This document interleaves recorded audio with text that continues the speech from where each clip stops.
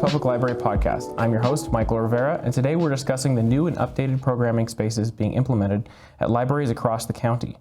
I'm joined today by DPL's Liz Goodrich, who heads up our programming department. Her department creates many of the programs you can find on our events guide, in our online calendar, and they also run Oregon's largest community read, A Novel Idea. Liz, can you describe what kinds of programs you and your team create for the library? Yeah, so programming has really evolved over the years, but we currently organize between 25 and 30 programs each month around a central theme. And the themes always start with the word no, and that's no with a K.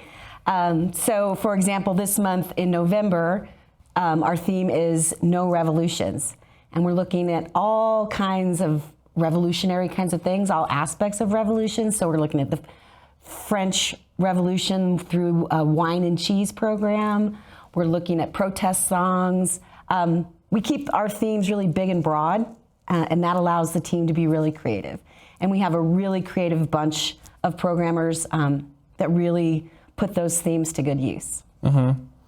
And I know that with all the construction projects, when I came on at DPL, I noticed that there was a lot of community collaboration going on with the programmers that you lead, and with all the construction projects that we've closed down.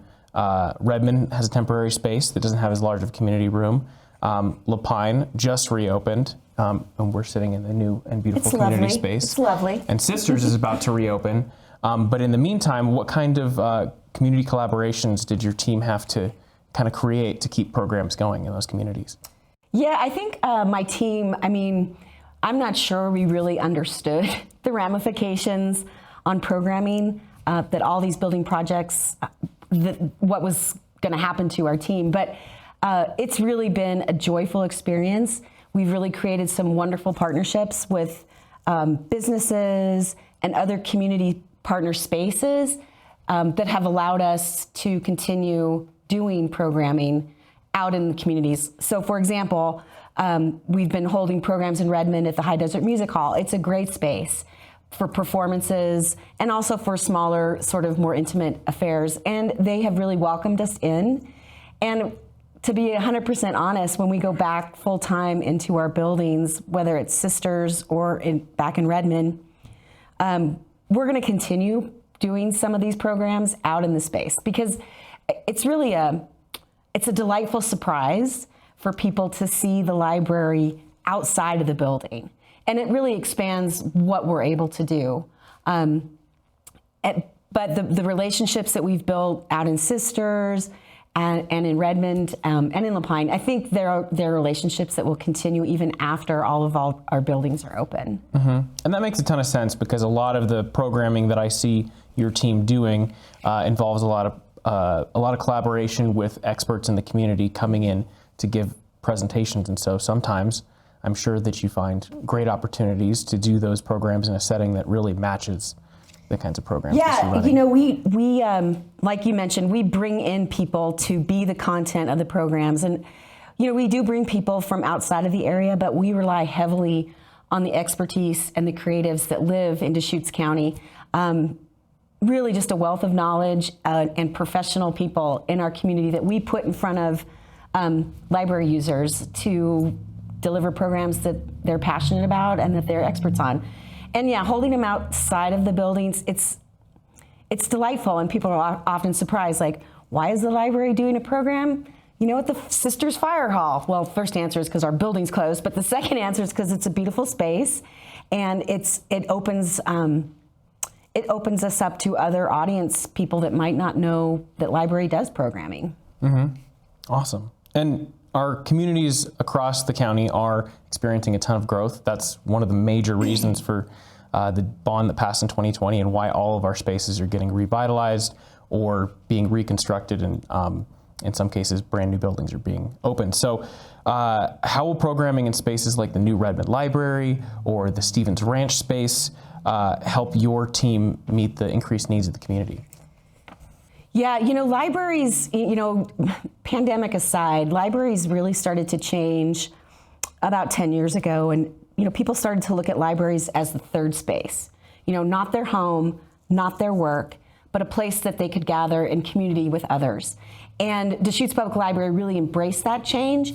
And these new meeting rooms, large and small, across the district, are really going to help us continue to be that third space for people. And we're really excited because some of these rooms are bigger than any other room we've ever had the opportunity to program in. And then there are also smaller and quieter rooms that will allow us to continue to do the programming that we see people really interested in, that connect people to each other. But these beautiful big meeting rooms, the performance spaces, the large lectures that we're going to be able to do are really exciting. And the other thing that we're really excited about is the outdoor opportunity for programming. Both Stevens Ranch and Redmond have beautiful patios outside, and I envision all kinds of really cool things out there, whether it's an artist demonstrating their craft, or is it a music pop-up program, or is it juggling, or I think the opportunities are really endless and really exciting. And I'm so grateful to the team that I work with because they are really such creative and energetic people that I think we're going to put all these spaces to really great use. And I think the community is going to be delighted. And I love the idea of the library as a third space. I know that, for Novel Ideas, over 20 years old now. Yeah. We're yes, going to be in it its 21st year, and that's a huge gathering place for the community, for people to connect with authors, to connect with each other through a book. And then there's other programs like Laurel, who's on your team, running her Death Cafe, and it's not a presentation at all. It's all about community connection. It's all about people coming together to discuss their own life experiences around death. And so I just love the idea of the libraries as a community gathering space because it's a place where we can all come together to learn, to learn new things, connect with new people, connect with new ideas through books and through the programming. But it's also just a good place to gather. And if you need a place to work or you need a place to study, that's what the library is there for. It's right. Free to the community, and that's why it's so important. Is sometimes you just don't have access to those resources outside of the library. Yeah, that's true. And yeah, playing that role, being that community hub, I think Deschutes Public Library has really positioned itself well.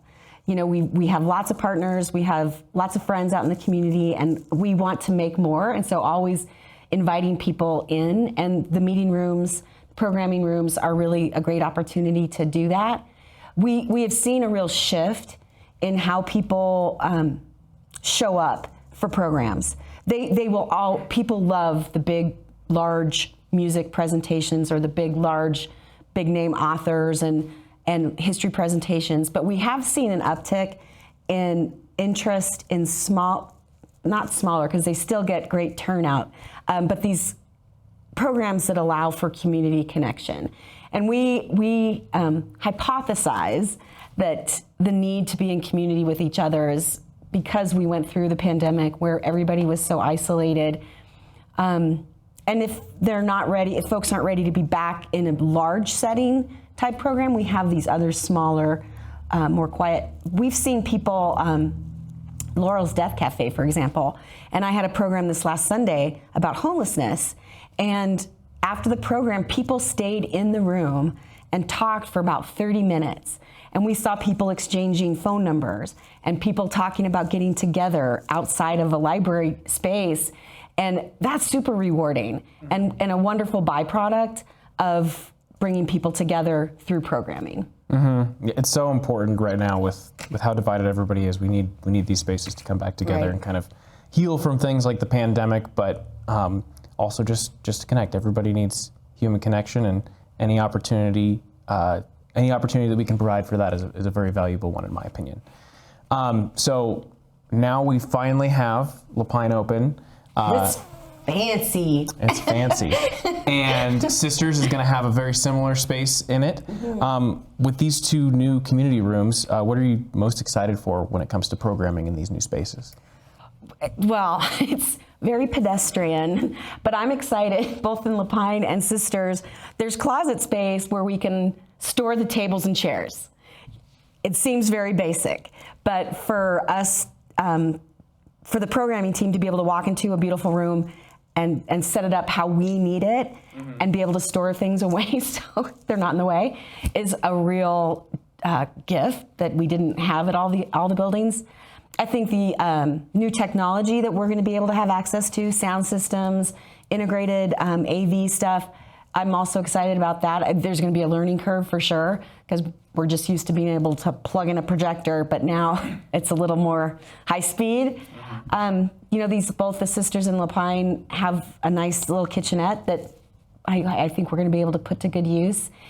And I also love, it's going to take some adjustment, but these glass doors between the meeting room, the community room, and the actual library space, it makes it seem so much more expansive. It's going to be interesting adjustment, because both the sisters in La Pine, open right up to the kids' room, and that's going to be a lot of energy. And we're excited about that, but we haven't ever, all of the meeting rooms used to be closed off. So this is going to be an interesting change. And that's definitely a feature of all the new spaces, or a lot of the new spaces, is on the larger community rooms, they do open up and allow for spillover. So there's certain programs, like you were talking about, the closet space. I've seen in downtown Bend, 1 hour there's going to be somebody there speaking and hosting a presentation. Everybody's going to be sitting down, and then the next hour somebody comes in and teaches some kind of dancing, and you have 20 families in there using up all the floor space. Yeah. So having the ability to have the spaces be a little bit more flexible is definitely going to be a huge benefit to the community. And I think the openness, the glass wall, will bring new people into programming. The meeting rooms in both Sisters and La Pine used to be really separate from the rest of the building, and who knew what was going on in there? But with these beautiful glass doors, people are going to see and be interested in, like, what's going on in there? They're learning to do the tango today. Let's go check that out. So I think it's a way to bring more awareness to the programming that we do. And you kind of touched on this earlier, but both the Stevens Ranch Library and the Redmond Library are going to have these beautiful outdoor civic patios. Can you just expand a little bit on what kind of, like, what your ideal day of programming could look like in that space? Yeah, we're dreaming big right now. So we are talking a lot about what are we going to do on these civic patios. And I think music, I think any kind of messy program is going to be really great out there. Is it every Tuesday at noon there's a musician? Is it every Wednesday there's an artist demonstrating their art? I think the opportunities are really, it's just unlimited. And we frankly just can't wait to get our hands on that space. There's going to be something going on as often and as much as we can physically make happen. And as a resident of Redmond, I'm a little biased, but I'm very excited for that space. It really feels like it's going to fit into the community nicely, especially with how downtown's been revitalized over the last 10 years. When you're standing there in Centennial Park, you have City Hall to your left, and then looking straight ahead, you have the new library, and that civic patio is going to be within view of the park. So I think it's really going to help connect the community a little bit better. Yeah, I'm from Redmond too, and I love the location of the Redmond Library. It is such an anchor of that civic center, and I am really glad that the decision was made to keep the building located there. I'm also excited about the maker spaces that are going to be in Stevens Ranch, eventually in downtown Bend, and in Redmond, because we'll be able to do programming in those maker spaces too, bringing in experts, showing people how to use a surge machine or any number of things. So that is going to expand our programming opportunities too. It's going to be loud, it's going to be messy, right in the middle of the building, a lot of energy. That's all I have for you as far as questions go. Thank you so much for taking the time to sit down and talk about the new programming spaces. I'm really excited for the community to start getting into them. The first two, by the time this podcast airs, Sisters will be open. So come in and check out the new spaces. It's just a little preview of what's to come, because every single library across the district is going to get updated spaces like this. Yeah, I think I'm tickled, and I know the team is really excited and just anxious to get back in the buildings and really putting these rooms to work. Yeah, exactly. So if you want to learn more about programming in your area, check out our online calendar, or go ahead and go into your local library and pick up one of the events guides. It's a great way to learn about programming happening near you. If you want to listen to this podcast, you can find it wherever podcasts are found, and we also post these to YouTube. Thank you so much for listening, and we'll catch you on the next one.